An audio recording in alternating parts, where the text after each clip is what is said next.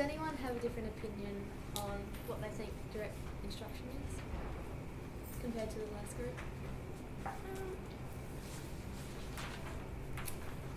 I think they covered it pretty well. Yeah, I agree with what they said.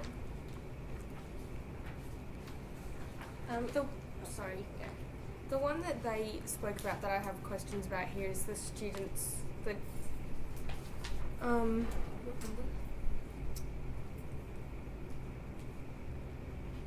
I can't find it. What's the role of a teacher, and is teacher the best title? And how they were saying that students can be teachers and stuff. I just wanted to bring that up again because I thought it was an interesting topic. Did anyone have anything to add?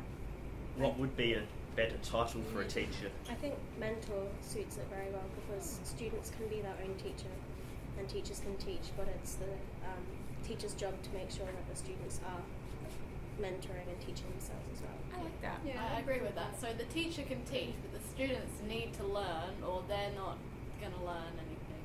And I feel like the students can be teachers as well, but they're not called teachers. So it's Yeah.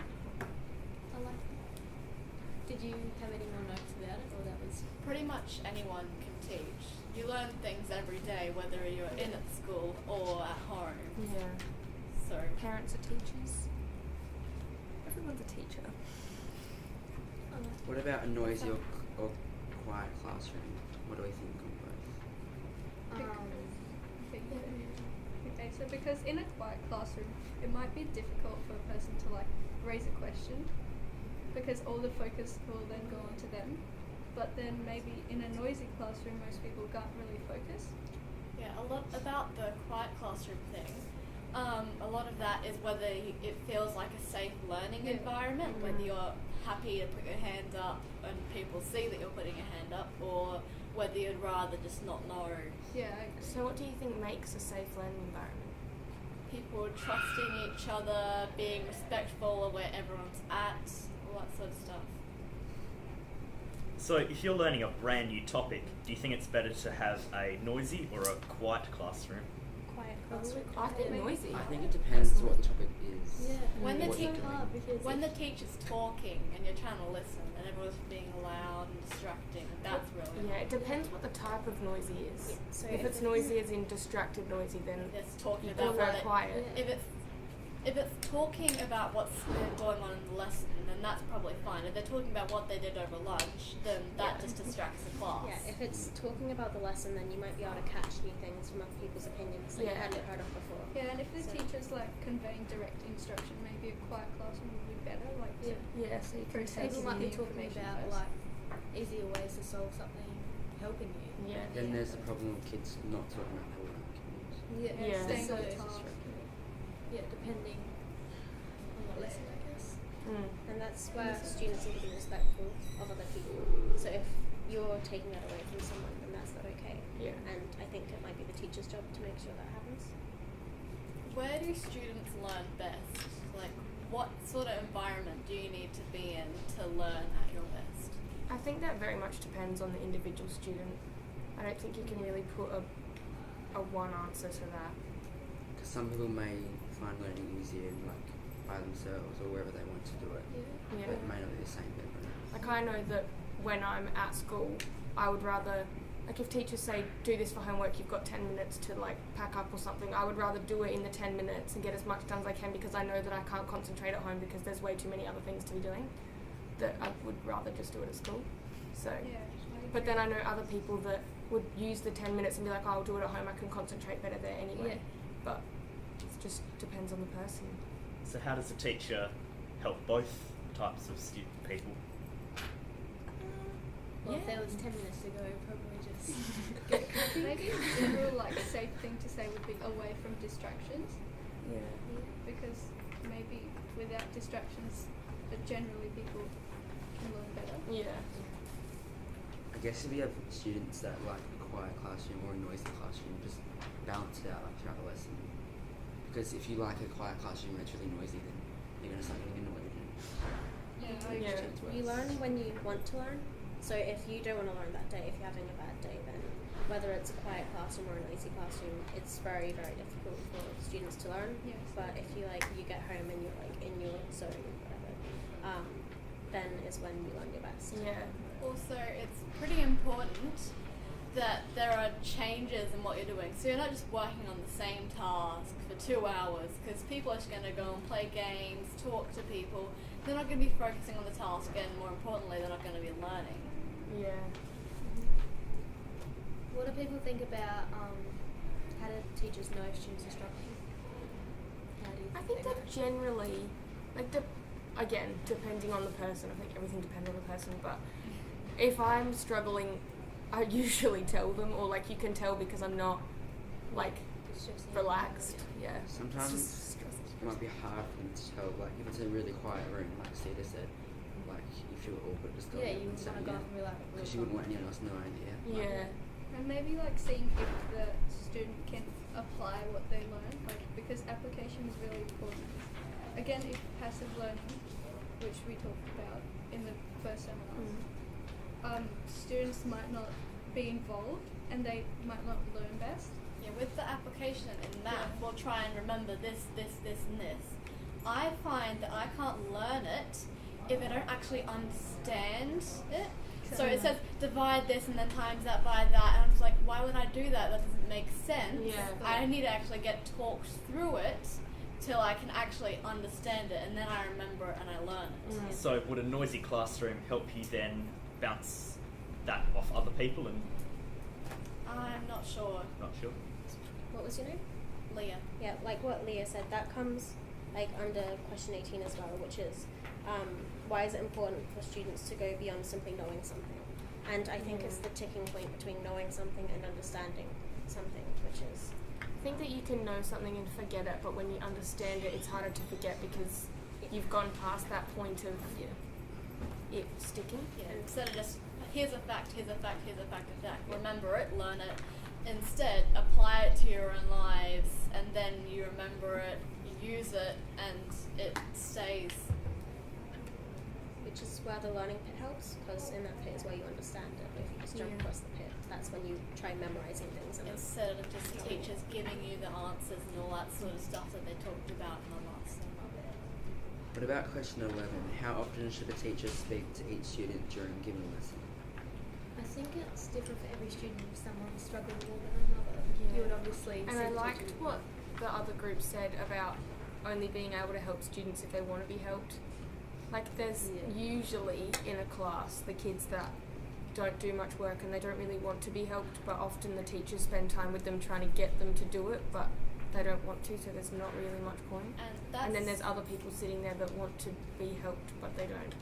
And that's sort of the same as you can't learn if you don't want to learn. So you can't just make a lesson where everyone's just has to learn this, that, and then you're done. You have to actually engage with the students and make sure everyone understands what's going on.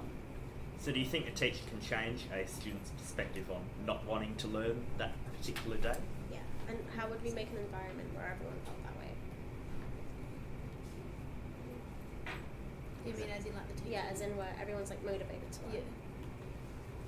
That kind of comes under what makes students engaged in learning in the classroom. I think it depends on what they're interested in. Like if they're really interested in like filming and all that, then they probably want to watch like a video about what they're learning. But then if they don't like filming and worksheets or something, then they don't watch it. That also makes me think there should be more different ways that we can do a task. Instead of it's always answer these questions in sentences or do a report on this, there should be more ways we can do it. We can do it in videos, we can do it in presentations, all that sort of stuff. So are you saying that when we get given assessments there should be more variety as to we can choose how we present it? Yeah, so we get to choose how we learn, which applies to every student. So in a science task last year, the teacher completely opened it up on however you would like to present it. And believe it or not, students still went for PowerPoint, poster, or a class speech. Could that be because no one's been with taught them through how to do anything else and What how other it's ways? People like to stay what's in their comfort zone a lot of the time, and we really need to step out in faith and actually try something new.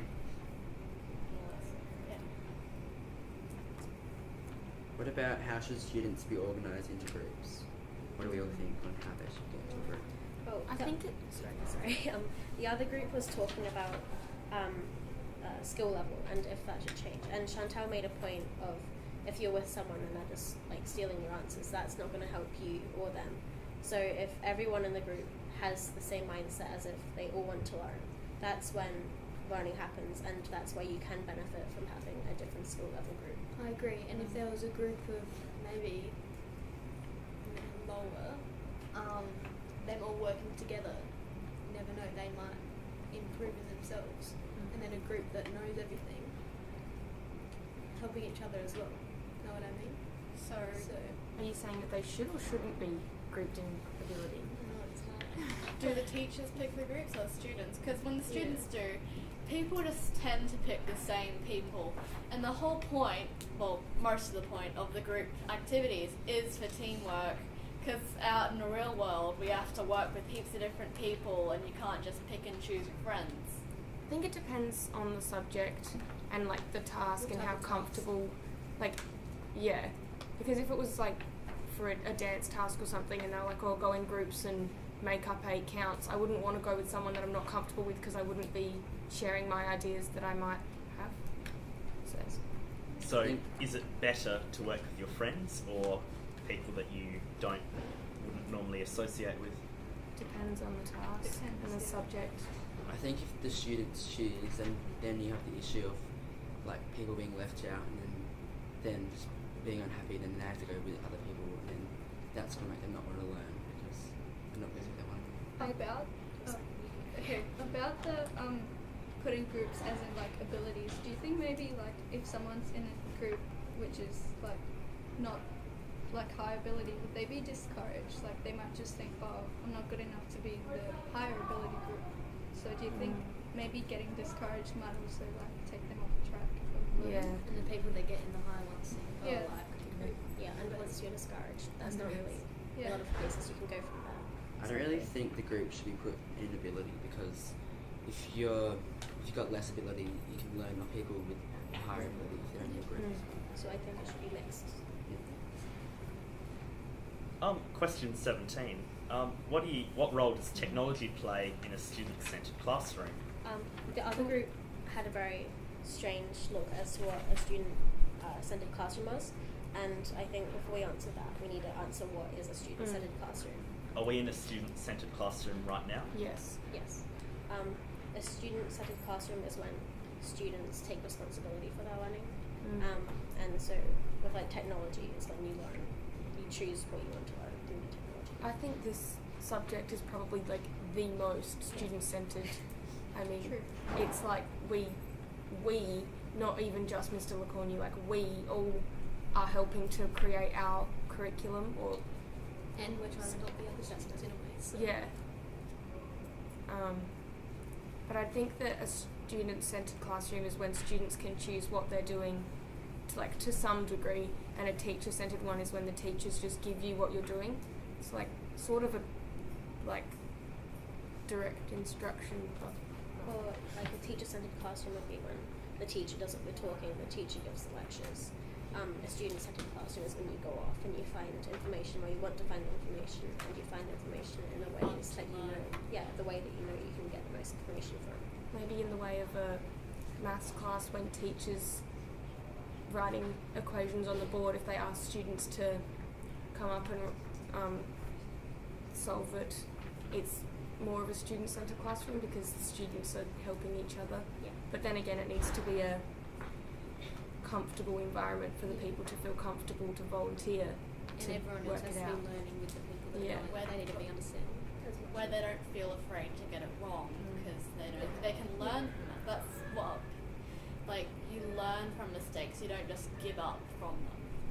And the other group was also talking about the teacher, I actually don't know who it is, but the teacher that doesn't like hands up, which I think in a maths class would also be good because everyone would have to be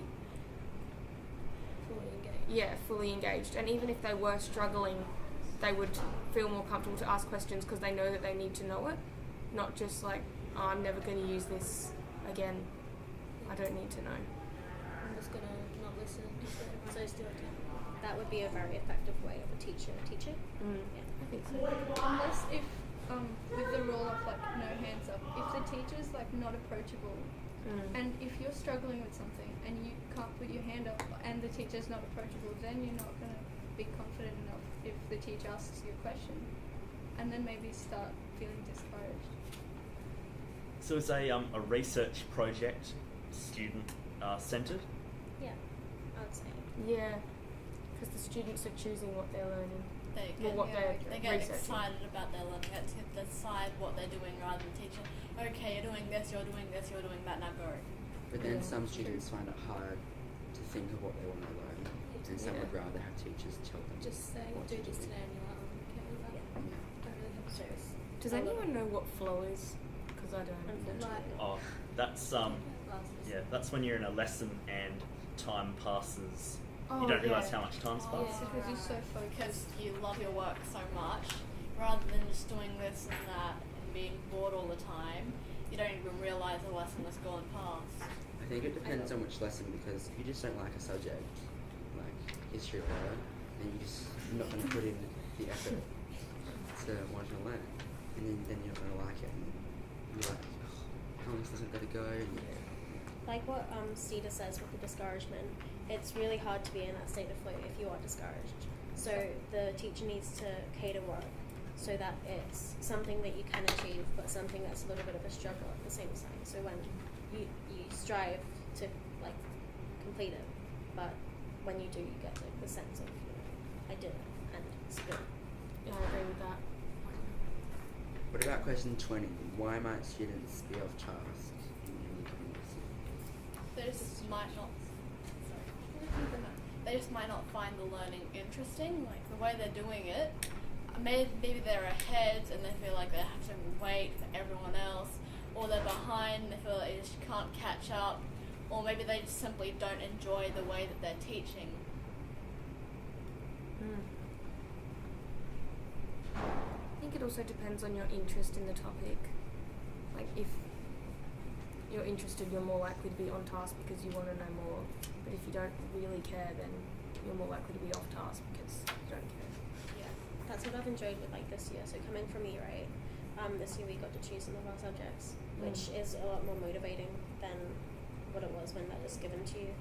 A sense of freedom, which is I think effective. it also comes down to like who you're like sitting with or working with, because if they're like your best friend, then you're not really going to be on task unless you're like really interested, and that's when you get on task. I agree with that. Yeah. So when do you think group work should happen? I think we discussed this in the last seminar as well, but do you think group work helps create a state of flow? Depends on the person in the group. In smaller groups, people could feel like more confident to speak out, that sort of stuff. And like, But also, I forgot. No, if you've been told like this has to be finished by the end of the lesson, I feel like a lot of the time you would pick your group pretty wisely and get it done. I don't think there would be much. But then like the other group said, you've got the issue of like kids picking people that are like really smart and that they know will just do the work for them. They're going to sit down and not do anything. yeah, that's what I was going to say. Chantal and the other group made a really good point of if it should be done when everyone's at the same level. And I think that's a good thing, because if you don't even understand the subject before you jump into a group project where you're responsible for a lot of people as well as yourself learning the subject, that can be a really big strain on your actual individual learning. So group projects should involve your own individual learning as well as social skills. What was the question that we were going to come back to? But we had to the technology. Like, what role does technology play in a student-centred classroom? I like the idea of OneNote. This lesson and this year is the first time I've ever used it. Haven't actually used it that much yet, but it seems very interactive between everyone. Yeah. Like there are parts for students and just student versus teacher, but there's parts for everyone as well where it's collaborative. So I think that's a very technologically student-centered device. Alright, 5 minutes, feedback from your partner, and then we'll do our last 10. You did really well. I just okay. I know it's quite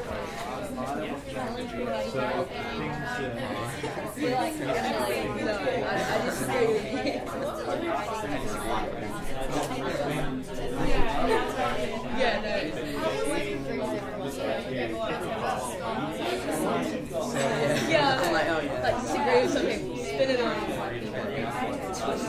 Other than that, you know. Yeah, spin that too.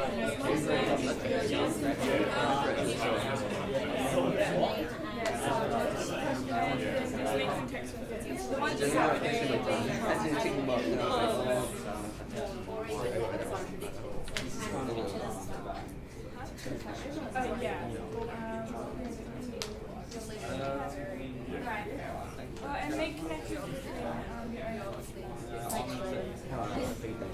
Like a good name drop here and there. like add your own Kind of like a, yeah, it's designed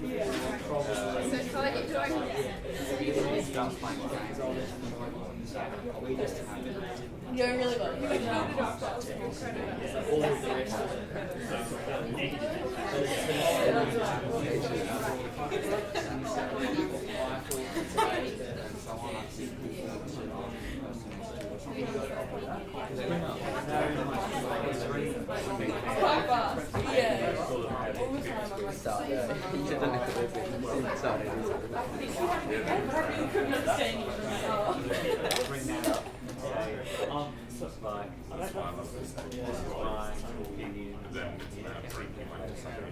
It's really hard to not like time.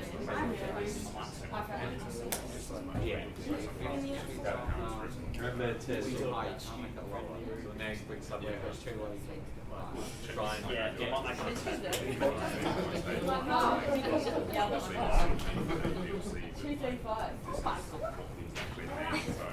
Testing. How do you know it's working? Oh, it's got little screen on the other side. Testing. Testing. Oh, there we go. It's working. You know what's interesting though? Everyone in this group has been talking.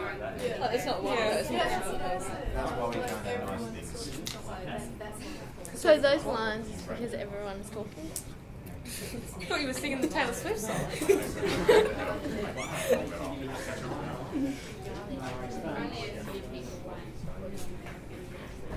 Hey. He said this is why we can't have nice things because you break them. That's what Taylor Swift said. This is how we can't have nice things. Because you break them. Take them. Away. This is why we can't have nice. And Jordan, you can keep dropping my name there. You want. It makes me look Great. you can take it. So we can. I think we should see. I like Taylor Swift. Can I say? So Jordan, what was that? X marks the spot. Where it fell apart. He poisoned the well. I was lying to myself. When you Feeling a little nuts. I think I've been sitting down for too long. Yeah. Right there.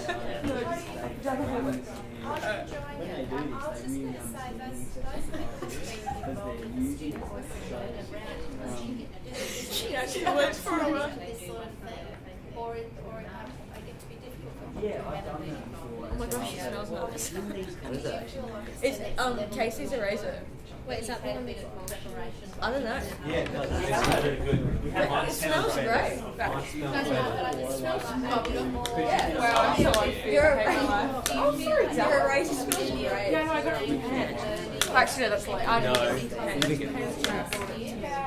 Yeah. Mine smells better, right? Yeah, no, I think that Casey's a lot. Is there anybody in year 8 this year that was in the student voice? I haven't recognised anybody. I'm pretty sure the year 8s can't choose. Oh. No, they were all in year 6 You last can't year. go to the meeting tomorrow, can you? I know the people from... got jazz on. Wait, it was Ashley Snellger What do in you it? do when you have? I feel like she should have been. I love Ashley Snellger. What are you gonna do when you've got practice and? My sister was saying to me, she's like, Ashley Snellger's going to be the new you, Chantel. She's already asked me. She asked me to get the all round. Yeah, I know, I heard about that. I was like, oh. Casey, you don't really have to be at that. Huh? You don't really have to be at that. Why do we have to? Did you read the bulletin? Why we have to be? And if you don't, you read that. Can you give me a gist? She just made that. She what? Not literally, but she was just like, your SLC, obviously you're expected to be there, so why would you go for it if Alright, everyone, you're that's standing your there? five. again. So now you've got a 10. A 10 minutes. You've got a 10 minutes. That's half of what you had in the first half. Okay. And it's to enact any useful discussions that you've just had with your partner about what you might be able to do differently, or what you could keep doing that you were just doing really well. This is your opportunity. Yep. Okay. May I please start off the topic? I wanted to bring this one up at the end of the last one, but then time just ended. Is it better, number 26, for teachers to create their own videos or use pre-existing videos? Ooh. That's a toughie. Well, like ClipView is like the new thing. Like it? everyone's using it. Yeah, I go on it at home, watch Alice in Wonderland. I'm kidding, no. Has anyone had a chance to watch a video that's made by their own teacher? Yes. Yeah, Mr. Yes. LaCornu. And Mr. B. Alright. Mr. B make maths videos. Sorry. So, what do you think's better? A stock one off YouTube or a Actually, Depends like how good they are at making videos. If you just see them talking and then they show you a video of them just talking, it's just the same. Doesn't really add anything. But I also think that it depends, again, on the subject, because sometimes the video might be similar but not exactly what you're learning, and then it's like not really that relevant. Like it sort of is, but it's not. the teachers can tailor it to exactly Yeah. what you're doing? Yeah. I think it's because sometimes videos from other people are from a certain level of expertise that just a teacher doesn't have. So if it can be like a mix of both, that is like ideal. I think it depends if you understand your teacher, if they give you a video. Because there's no point of them making a video for you if you're not going to understand And it. sometimes you're just sitting there waiting for it to end. Oh. No, but seriously, some videos that we, doesn't anyone agree? Especially, Yeah. especially if you're not like. In music, Mr. Cowley, he makes his own videos and he puts them up on YouTube. So if anyone doesn't understand anything in class, they can go check it like online and they can double check whether they understand something or not. There have been so many times where it's been the teacher's showing a video just off YouTube and they're like, oh, ignore that part, don't worry about that part. Oh no, and it's like, oh, don't need to worry about that Yeah. part. And it's like, well, do we watch the video? And it ends up It's just with like a 20-minute Yeah. documentary and you only watch like 4 minutes of it. Yeah. I feel like generally it would be better if it's like tailored for your class, but then again it depends, as Leah said, on the skills, like, and what the video actually is. And they always say like, well, lots of them say at the start like, oh, better be paying like full attention. You're gonna know everything in this video, and then next minute they're skimming it, and it's like, what do we need to know? I feel like if the video is too long though, everyone is like, Yeah. it's like, oh well, they just don't do anything. Yeah, but at the same time, we don't want to try and cram too much information into one space because then students are trying to remember all this stuff and it's not very easy. Building on from what Emily was saying, I think it's important that teachers know how to teach with videos and they're not just showing it and skipping over it and assuming what they need to teach, because there are certain ways that you show a video. Like if you give a task sheet to go with it, that's more effective than just expecting students to take everything in. The other day in science we watched a video on like the process of doing the experiment, and he was like, oh yeah, we don't have that, we're just using this instead, and I was like, well, can you just tell us, because obviously it's not right. So if done correctly, it is better to have your teacher making the videos that you watch. Yes. I don't know, it just depends, like, because teachers may not have enough time to make a video. Yeah. And so then they go, oh, that one will do, and then just use that one and it's got nothing like to do with it. So, So what's the point? so using pre-existing videos is the easy way out for the teachers. Yeah. Yeah, I feel like kind of like skipping And then they past. skip the bits, and then it's I feel like they can make one, they just really want to. I think it's gotten a bit off topic. Something that I wanted to bring up is, should students be allowed to ask to change classrooms because they don't really comply with the teacher, as in like they understand better with a different teacher? So moving Yeah. from like another maths class to another maths Exactly. class. yes. In case, because if you don't have a good relationship with your teacher, should you be allowed to move in case you learn better in a different classroom? Well, I think so. I think you should, because why would they want you to fail in that class when Yeah. you can go another Yeah. class? Yeah, and if you fine? understand a teacher better, I feel like it's best I for think- everyone if you go with that teacher, because then you're learning. As long as it's not just unnecessary. So if you're still struggling with the next teacher, then that's Yeah. And it's when, not. And it also depends if you're just moving because you're best friends in that class, Yeah. but you blame it on the teacher. I think it's a really good point about student-teacher relationships. For example, in primary school, we went from having one group teacher where half the class wasn't learning anything, and then the next year there was a really friendly teacher, and she was really nice with all the students, and there was a really good relationship there. And then students went from being unattentive to like really thorough learners, and it was So really, it's quite handy to have a good relationship with your teacher. I think anyone can have like a good relationship with their teacher. It just depends. Yeah. Like if you're going to be sitting on like Snapchat the whole time, then you're not going to have a good relationship with your It teacher. depends on your attitude, really, whether you want to learn, Yeah. whether you really are gonna pay attention, or whether just gonna, there's words, yeah, cool. If you have a bad teacher and you want to move from math, no, not bad teacher, but you don't understand or something like that. Do you think you should have a chat with the current teacher about changing, or I feel like it's really hard to tell your teacher. I think you should try and Yeah. figure out what's going wrong in that class. Or So before changing, just saying, hey, look. I feel like I don't understand yeah. the way you Hold on. teach. Would you be able to use some videos as well Yeah. or something? to build on from what Alistair was saying. If it's a student-centered classroom, does the teacher really matter?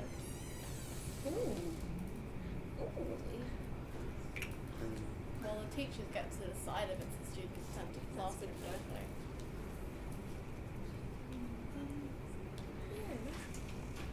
probably behaviour management? The Yeah. teacher should still be there, and setting the work, setting the open work. And like controlling the class, obviously. So in the student-centered class, I know we had a bit about OneNote on technology, but what else in technology? Is it good for the things we use on it, like DayMap, or is it bad for all the distractions? Like, there are hundreds of distractions. I think it's very handy. I think that, especially having DayMap, just being able to upload everything and, It's very good for the I think environment as well. yeah. I think it depends know, I though, think because it's- sometimes students prefer to like write it down and like write it by hand rather than It- using their iPad or laptop. or It's anything. been proven that you remember it more if you write it down. But it depends how you use your technology. If you want to play games, Yeah. you will put games onto your device and not do maths. It's your students. It's a student's choice if they're going to pay attention, if they're going to do all these things on their iPad, if they're going to do the homework, all this sort of stuff.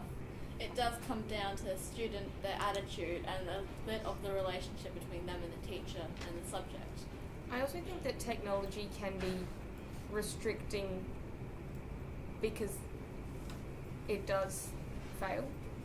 Like, not often does pen and paper not work, but My pen broke. the internet doesn't work, and then you can't get the thing off DayMap, and then you can't do the work, and it's sometimes Yes. restricting. So perhaps we shouldn't be reliant on technology, Yeah. but it could be a tool to further our education. I think technology can be bad as well though, because people will begin to like just type it up and not really learn how to spell it because it's spell check.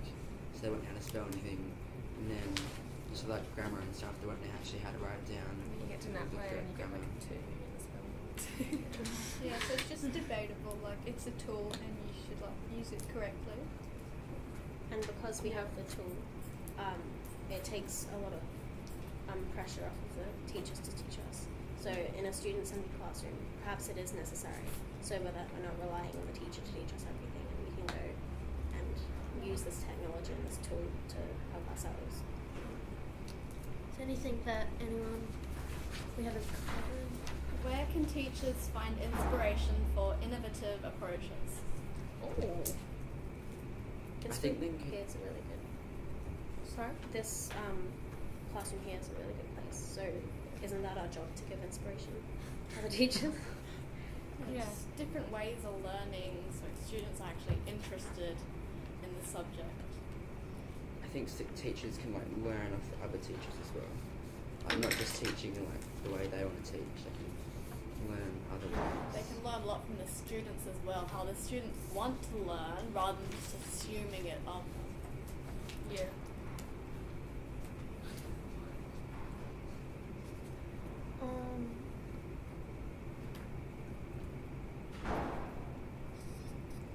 How effective is a video as an instructional tool for learning? Depends what the video is Yeah. or how it's made. Depends if they're skipping it and not learning anything. Oh. And that's where we end it. I didn't want that to end. I didn't realise how soon it was. Okay. Oh, that's it. We're done. Alright, so this is the thing.